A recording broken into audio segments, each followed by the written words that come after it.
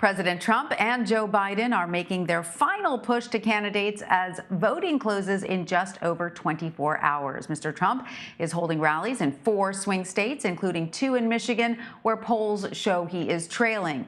Biden and running mate Kamala Harris are focusing mostly on Pennsylvania, with several stops in the Keystone State today.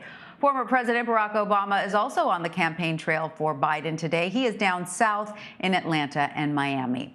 For more on the state of the race, I want to bring in Lynda Tran and Leslie Sanchez. Lynda is a CBS News political contributor and Democratic strategist, and Leslie is a CBS News political analyst and Republican strategist. Welcome to you both. So excited to have everyone together again.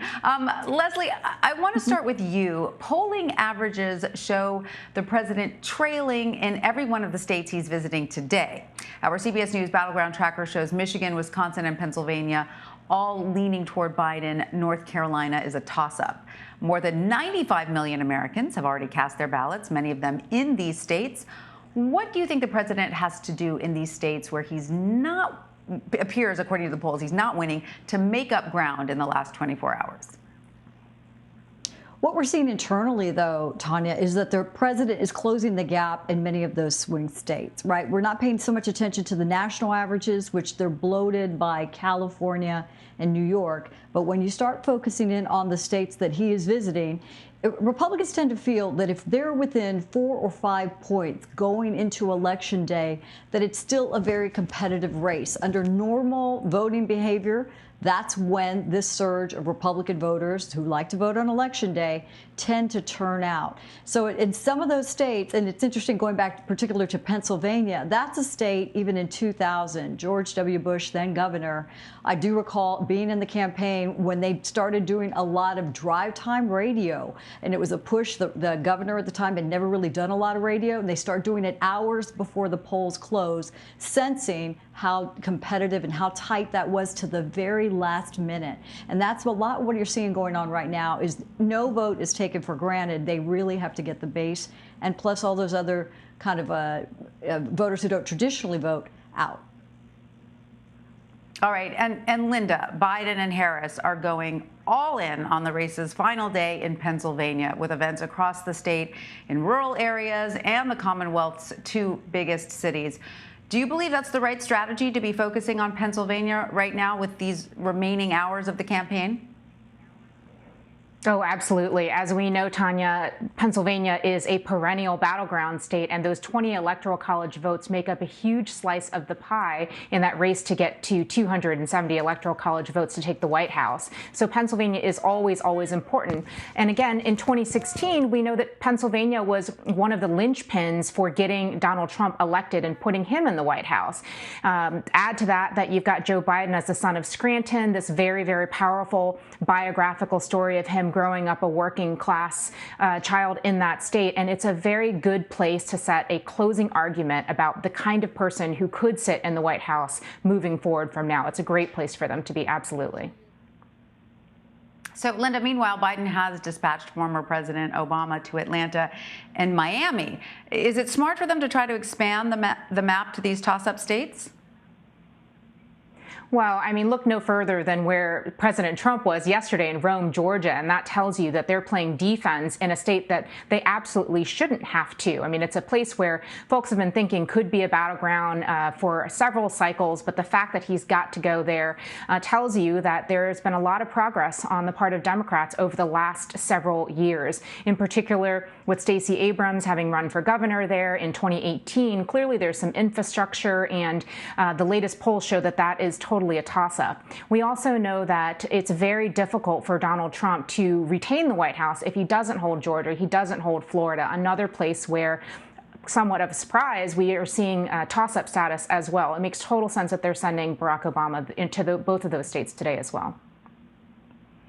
Okay, Leslie, I want to talk about a reliably red state, Texas.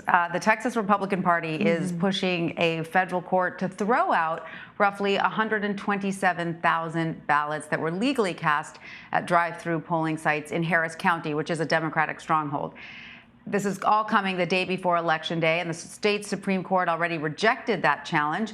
But it's far from the only nationwide push to throw out votes. Even the president is calling for legal challenges to Pennsylvania's results. So do you worry about the perhaps long-term perception from voters that top GOP officials seem more eager to fight over voting and the results with the courts? Wouldn't it just be easier to convince people to vote for them?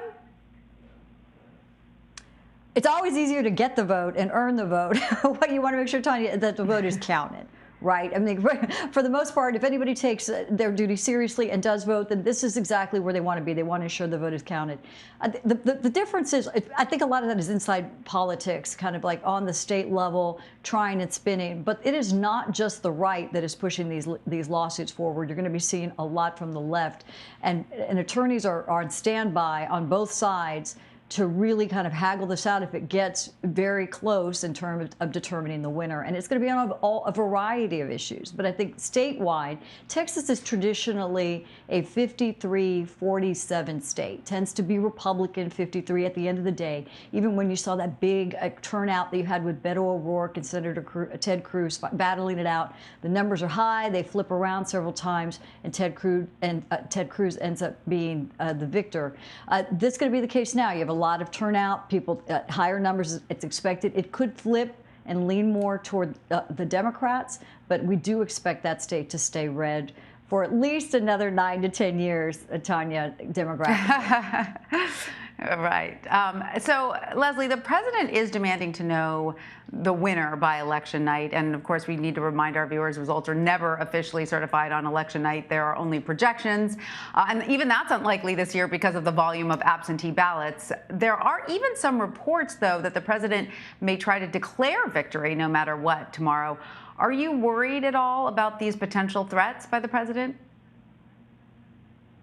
It's so hard to say what the president's going to do. Some of that is, I think we're right in this really strange moment that happens at the very end of election cycle where there's a lot of PR. Some of the PR is like, oh, no, your vote's not going to be counted. Some of the PR is that, oh, no, we're going to make sure that he is the victor.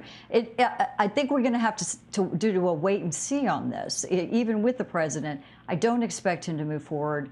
Regardless of how all this is, there's tremendous pressure to get the election right, whatever side of the aisle you're on, and ensure that the integrity of the election is protected. What I don't think people have an appetite for is this long, drawn-out process where people fear, oh, no, they're going to be stuffing ballots, and some of the things that harken back to elections in the past where there was not as much security, and people are going to be nervous about those kind of implications. But anything that doesn't get to full integrity and understanding of this election results is not going to be a winner for anybody.